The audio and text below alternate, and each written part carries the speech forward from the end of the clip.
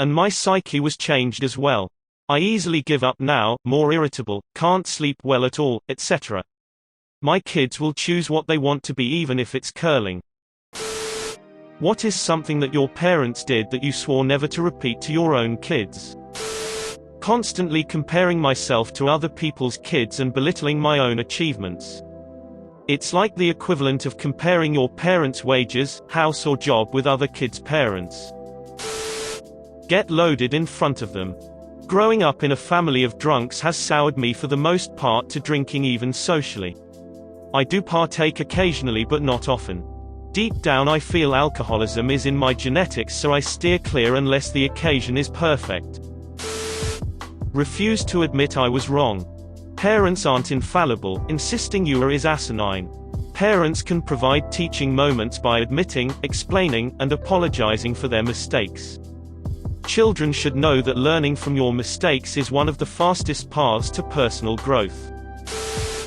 Not be affectionate.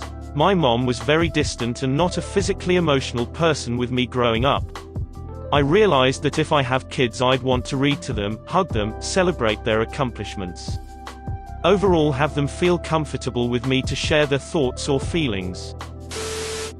Be unapproachable. Come talk to me anytime about anything.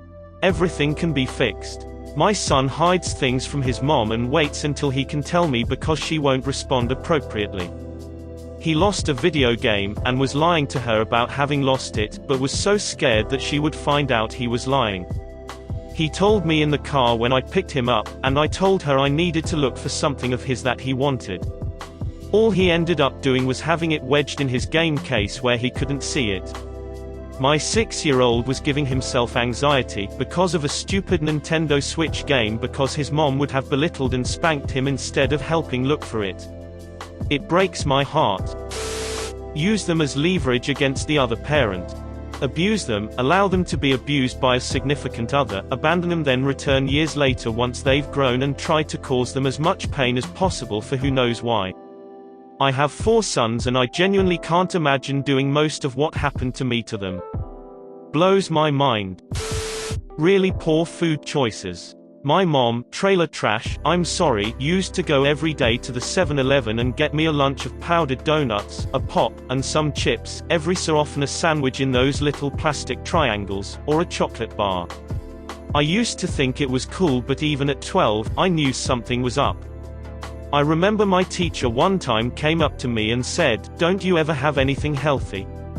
I laughed it off, but I felt like it was a bad thing to do to a kid. Tell me I depress them when I confide in them.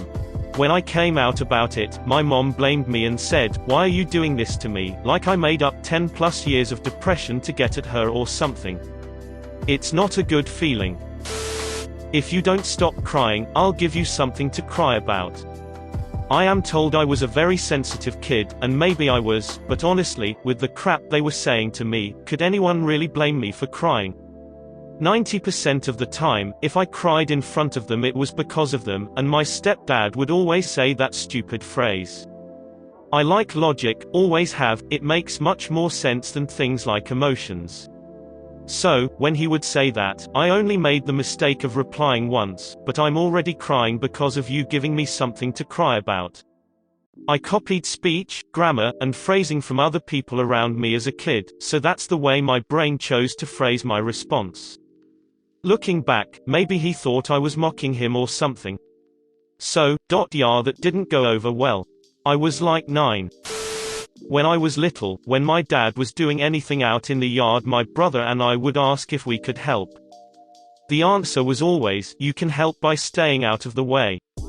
My kids are always allowed to help, and so feel they can contribute, grow a sense of self-worth, and an appreciation of group effort. I won't scorn them or yell at them when they mess up.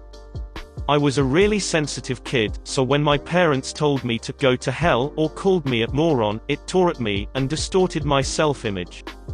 If I have kids, I can't imagine ever doing to them what my parents did to me. Edit, this was my parents' attempt to get me to grow thicker skin.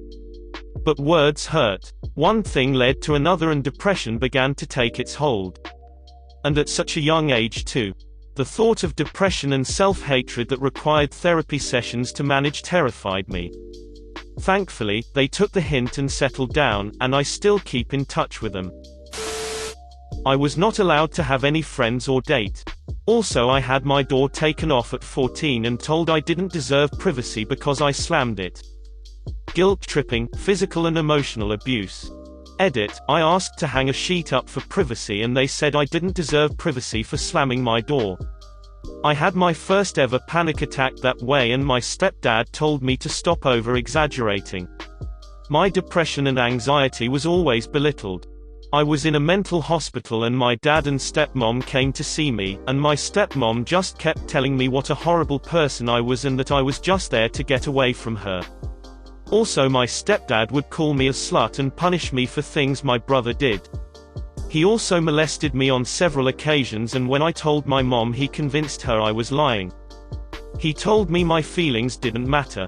But if my kid ever came forward and said something like that about my spouse, I wouldn't just not believe them and accuse them of lying. Lecture. My mom could go on for hours for even small misbehaviors. Somehow, it usually looped around to how I didn't keep my room clean, even though the rest of the house was just as much of a mess or worse. When I need to have a stern or serious discussion with my kids, I force myself to make my point in 5 minutes or less. I've even said stuff like, "Look, this is taking way too long, just don't do disallowed thing again, okay?" I also apologize if I yell, as soon as I am emotionally able to after an angry outburst. I don't remember mom ever doing that. Because I said so. I always have a reason why I ask them to do something. If they ask why, I'll explain. I'll explain my reason, my reasons for my reason, various other factors I considered. I can go on for a while. They know this. The other day I asked my 7-year-old to do something, she said, "Why?" I thought about it for a sec and I asked, "Is because I said so a good enough reason?" She thought about it for a sec and said, "Yeah." For about 3 seconds, I felt like I nailed parenting. Redo things they've done because it's not the exact way I would have done it. My mom would refold the laundry or remake my bed. Drove me nuts and made me feel like why even bother trying. I sometimes wonder if I was affected by this same kind of thing. Not exactly the same, but essentially, when I was a kid, my mom would tell me to clean my room and make my bed. I'd do exactly that to the best of my ability, then I'd go get her so she could tell me if I was done. It almost never failed. She'd tell me that my room wasn't clean enough and my bed wasn't made enough. Then I was left to try to figure out what I was missing. I would try straightening things more, then get her again, and she'd tell me the room still wasn't clean enough and the bed not made enough.